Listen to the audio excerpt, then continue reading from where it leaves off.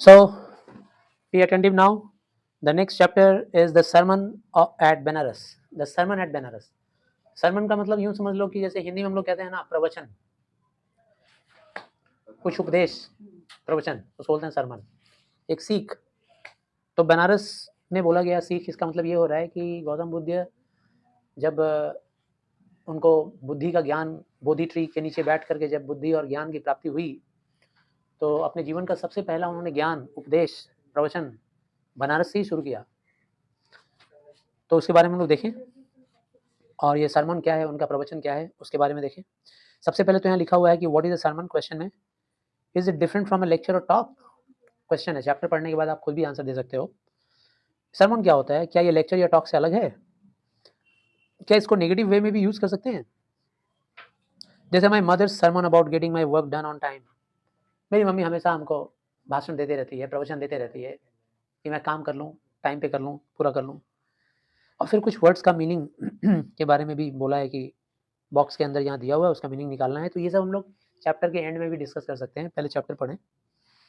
Gautam Buddha before the birth of Christ 563, यानी ईसा मसीह के जन्म के 563 साल पहले इनका जन्म हुआ, गौतम बुद्ध का, और मृत्यु 483 साल पहले बीसी, बिफोर कॉमन एरा जो है।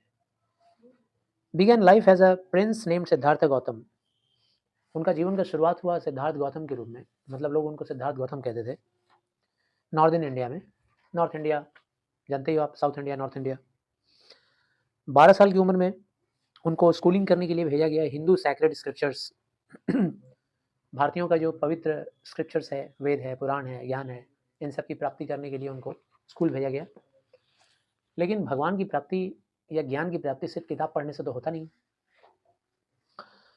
4 साल तक उन्होंने पढ़ाई किया, और फिर जब वो घर लौटे तो एक बहुत ही खूबसूरत कन्या से उनका शादी करवाया गया। उनका फिर एक बेटा भी हुआ। They had a son and lived for 10 years as befitted royalty। और जैसा कि उनके ऊपर फिट होता था, मैच करता था, रॉयल्टी का भोग करते हुए वो 10 साल तक ज़िंदगी जिए। तो अपने ज़िंदगी का 10 साल तक तो वो एकदम राजकुमारों वाला ज़िंदगी जिए, दुखों से दूर, heretofore shielded from the sufferings of the world, दुनिया के कष्टों से एकदम दूर, सफरिंग से एकदम दूर। एक बार वो हंटिंग करने के लिए गए, शिकार करने के लिए, राजकुमार थे ना, तो शिकार तो करेंगे ही, शिकार करने के लिए गए। तो वहाँ पर देखा कि एक बीमार आदमी है, बीमार आदमी। फिर थोड़ी देर बाद आगे चले तो देखिए कि एक एजेड इंसान है, उम्रदार इंसान। फिर देख रहे हैं कि एक फ्यूनरल प्रोसेशन जा रहा है, मतलब अर्थी जा रही है किसी की, ठीक है ना, पीछे पीछे जुलूस चल रहा है, बॉडी को लेके लोग जा रहे हैं। फाइनली एक मंक मिला, सन्यासी, जो भीख मांग रहा था। तो ये जो 4 रूप उन्होंने देखा, ये सब कष्ट और दुख से भरा हुआ, বুঝতে পারছো তো? মানে এই সব কটা যা সিনারি উনি দেখলেন 4 টে, সব কটায় কষ্ট ছিল, মানুষের কষ্ট। These sights so moved him, ये जो नज़ारा था इसने उनको इतना हिला दिया कि वो एक ही बार निकल पड़े एनलाइटमेंट की खोज में, कि हमको अंतर से ज्ञान मिल जाए, अंतरात्मा का ज्ञान, ঠিক তো? মানে এই আউটসাইড ওয়ার্ল্ড আমি দেখে দেখে এই যে জ্ঞান অর্জন করছি, এইটা যথেষ্ট নয়, আমাদেরকে ভেতর দিয়ে এনলাইটমেন্ট পাওয়ার দরকার। সে তার খোঁজ করতে উনি বেরিয়ে গেলেন। Concerning the sorrows he had witnessed, जो जो दुख उन्होंने देखा था उसी चीज़ को खोज में निकल पड़े। 7 साल तक ढूंढे, घूमे पूरा भारत, इधर उधर सब जगह। फाइनली एक पीपल पेड़ के नीचे बैठ गए, और वहाँ उन्होंने कसम लिया कि वहीं पे बैठे रहेंगे जब तक एनलाइटमेंट नहीं आ जाएगा। ध्यान में बैठे रहे पूरा, मेडिटेशन में। और फिर उनका सोल एनलाइटेंड हुआ, अंतरात्मा का ज्ञान उनको आ गया 7 दिन के बाद। 7 दिन तक कसम लेकर बैठे, 7 दिन में आ गया।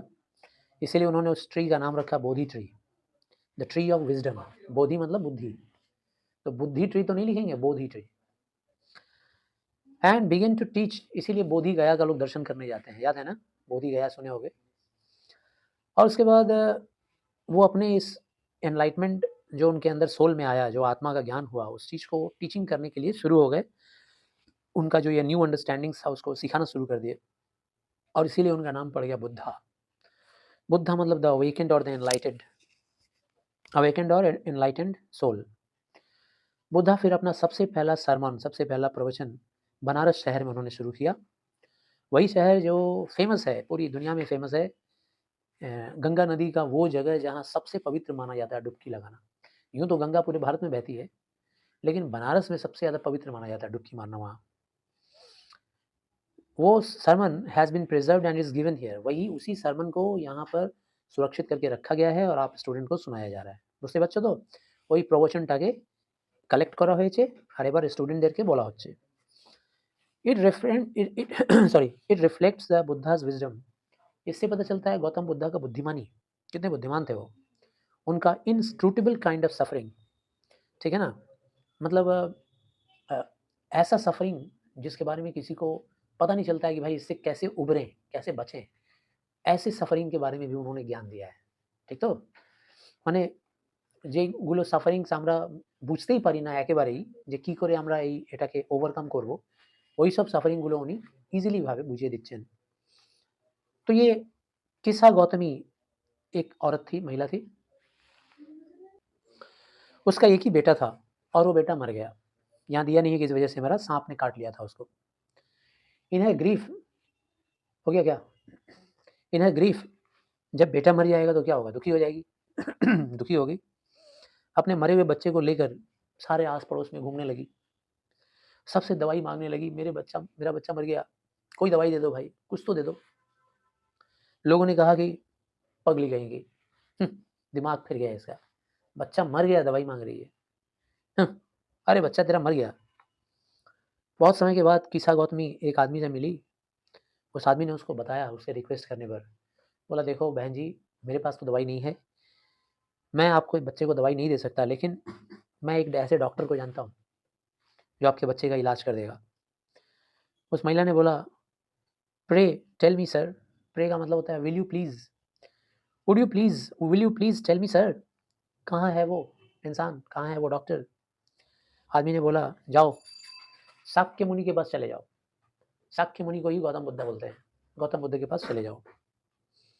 किस्सा गौतमी तुरंत गई गौतम बुद्ध के पास और जाकर चिल्लाना शुरू की, हे भगवान, हे लॉर्ड, हे मेरे मालिक, कुछ दवाई दे दो, मेरा बच्चा का इलाज कर दो। गौतम बुद्धा ने आंसर दिया, ठीक है, समझ गए, माँ है, समझाने से मानेगी नहीं, बच्चा है ना, मर गया है, इकलौता बच्चा है। वो बोले ठीक है जा, किसी भी घर से एक मुट्ठी सरसों लेके आ जा। लेकिन and the girl in her Joy, वो तुरंत तैयार हो गई महिला, ठीक है, एक मुट्ठी सरसों ही तो है, कोई ना कोई तो दे ही देगा। वो बोली कि ठीक है मैं लेके आती हूँ तुरंत। गौतम बुद्ध ने कहा, और हाँ याद रखना, वो एक मुट्ठी सरसों जहाँ से लाओगी ना, वहाँ कोई भी बच्चा मरा हुआ नहीं रहना चाहिए। A house where no one has lost a child, husband, parent और फ्रेंड। उस घर में ना तो किसी पति का मौत हुआ हो, ना किसी दोस्त का मौत हुआ हो, ना किसी पेरेंट का मौत हुआ हो, ना किसी बच्चे का मौत हुआ हो, ऐसा घर से ले आना है। बेचारी किस्सा गौतमी पागल हो गई थी दुख से, है ना? दुख है, दुख ने पागल कर दिया है। ऐसे ही दुख को दूर करने के लिए ही तो वो एनलाइटमेंट करने के लिए भारत में निकले थे। सारी दुनिया इसी तरह के दुख को लेके झेल रही है। अब तुम्हारा सोल अगर एनलाइटेंड हो जाएगा, तो तुम ऐसे दुख से बाहर आ जाओगे। निकल पड़ी, घर-घर घूमना शुरू कर दी। सब लोग उसको ओह माफ़ कीजिएगा बहन जी, sorry, sorry. Here is a mustard seed, ये लो, आप सरसों ले लो। जब वो पूछती थी कि कोई मरा तो नहीं है, आपका बेटा या पति या बेटी या फादर, मदर कोई भी? वो लोग आंसर बोलते थे, ना, ना, ना, ना, ना, ऐसा नहीं है। Alas the living are few, हमारे घर में जिंदा तो कुछ ही लोग हैं, मरे हुए लोगों की संख्या ज़्यादा है।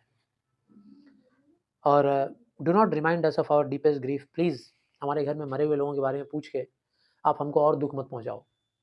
बहुत लोग हमारे घर में मरे हुए हैं। हर घर में एक ही जवाब, कोई घर नहीं मिला। किस्सा गौतमी बेचारी थक गई, होपलेस हो गई और थक कर रास्ते के किनारे बैठ गई।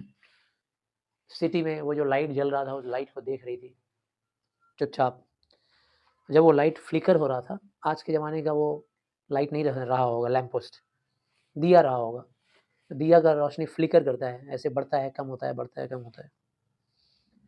Flicker up and were extinguished again, दिख रही है कि वो दिया जल रहा है फिर बुझ जा रहा है, फिर जल रहा है फिर बुझ जा रहा है।